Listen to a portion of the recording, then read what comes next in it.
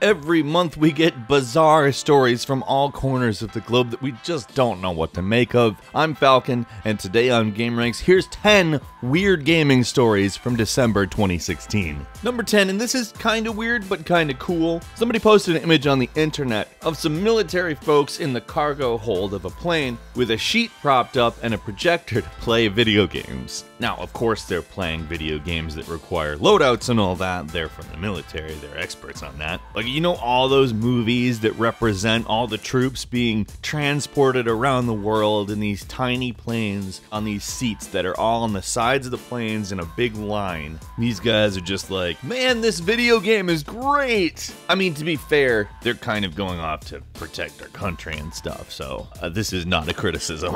Number 9, South Korea is actually outlawing cheating via quote-unquote illicit game mods.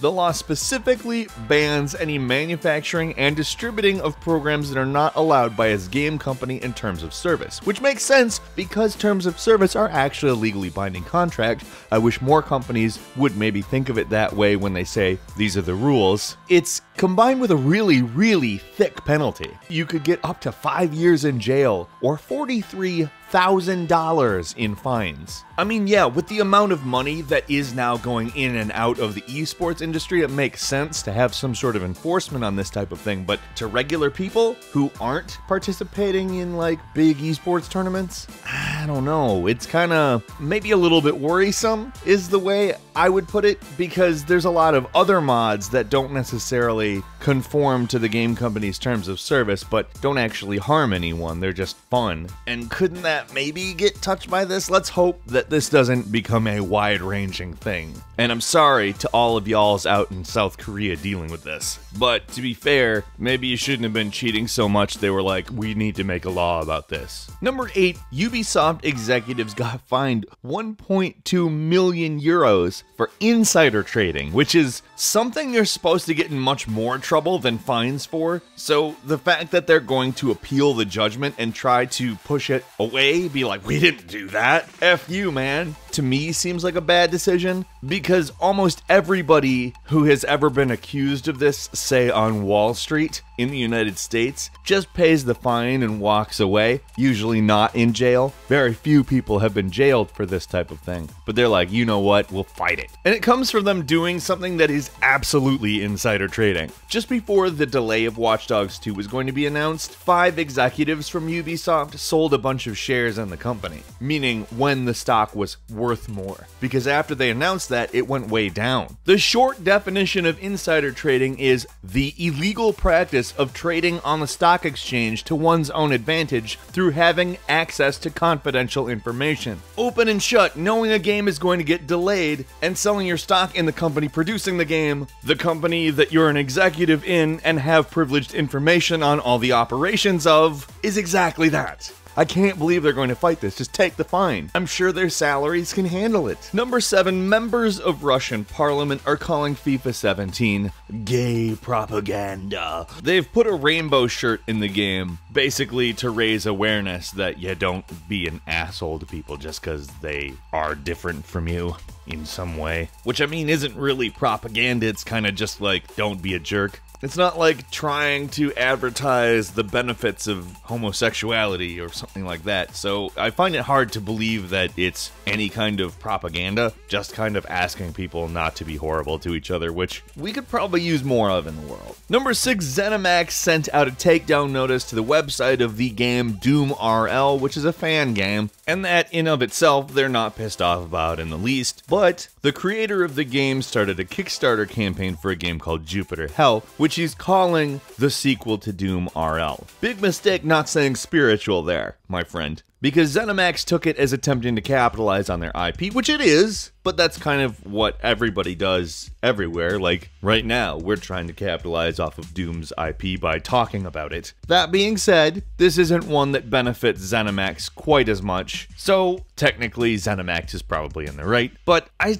kind of think it's a dick move. Like, the guy made a cool top-down, Doom-inspired fan game and wants to make his own game based on the ideas that he explored in the fan game. Maybe he's not promoting it the way you would like them to, ZeniMax, but maybe just email him first before the cease and desist orders? Thanks. Number 5, the Japanese version of Yakuza 6, which came out this year, has a minigame that I'm just gonna go ahead and say probably isn't gonna make it through localization in it. Apparently you can go into an internet cafe and participate in a quote-unquote sexy chat. Now it's supposedly very funny, but I do not understand Japanese, so I have no idea. And as you know, there's an extremely long period of localization for Yakuza games. Yakuza 5 came out in 2012 in Japan on PlayStation 3, and here in 2015. So I have a feeling that Sega will spend a long time considering things, but not a long time on this. If they do include this particular minigame, I have a feeling it will be very different. The more sexual it gets, the less likely it is to come to the United States. Been like that since the 80s, guys. Number 4, a gentleman from California pled guilty to charges of wire fraud and money laundering because he had stolen $4.8 million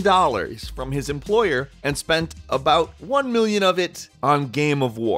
You know, that shitty Clash of Clans clone. Like the one that's advertised incredibly heavily everywhere because it can't quite live up to Clash of Clans and it needs a lot more advertising to appear legitimate. And like, if you've ever seen the Kate Upton ads for Game of War, you know exactly what they're trying to do. Oh, it's not even a good game. Like, it's the worst. It's a high-profile, bad clone of Clash of Clans. This one really takes the cake, I think. Number 3, the developers of a game called Arizona Sunshine made a deal with Intel to lock down certain game modes and certain content if you don't own an Intel i7 CPU. Now, before I say anything else, the deal has been reversed because of massive backlash. But let's just go ahead and talk about the implications here. This means Intel is out with cash saying you need to make sure this game doesn't work as good for people who don't use our products. And the terms were that after 6 months, the deal would be over and all of those features would be unlocked for people that don't use i7s. But that's bullshit. Gaming is filled with unsavory business bullshit. And again, it had been reversed because of backlash. So, when you hear this kind of crap, it's time to get loud, because they're screwing all of us. Number 2, a gentleman who manages a Best Buy in New York put up a video of him giving a Wii U to a kid who'd been in there every day playing the floor model Wii U that they had in the store. All the employees put money together and they bought him one. And that's wonderful. That's so nice. That's great to do. And people need to be sharing more of these things so people can see that there is good in the world, especially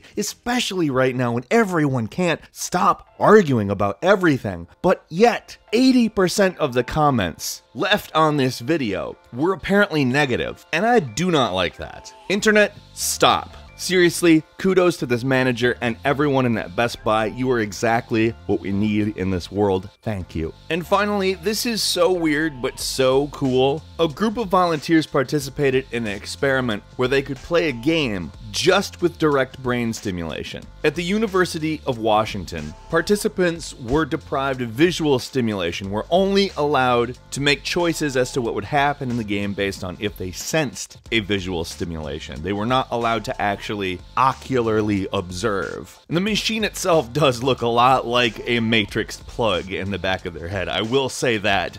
But the cool thing is their brains were actually making the use of artificial information in order to create visual stimulation that they understood what was going on in the game. Now, it was very simple, obviously. Their choices were only up or down, but they were actually able to sense this. So the experiment, gonna go ahead and say this, was a success. And that's cool. VR without a stupid headset, I don't know how that could possibly make me upset, because that's like one of the main things I dislike about VR. Let's talk about that and all the other stories in the comments. It was some pretty crazy stuff. Some of it really amazing too, if you think about it. And if you enjoyed the video, please click like. If you're not subscribed, now is a great time to do so. We upload brand new videos every day of the week. And as always, we thank you very much for watching this one. I'm Falcon. You can follow me on Twitter @FalconTheHero. And we'll see you next time right here on gameranx.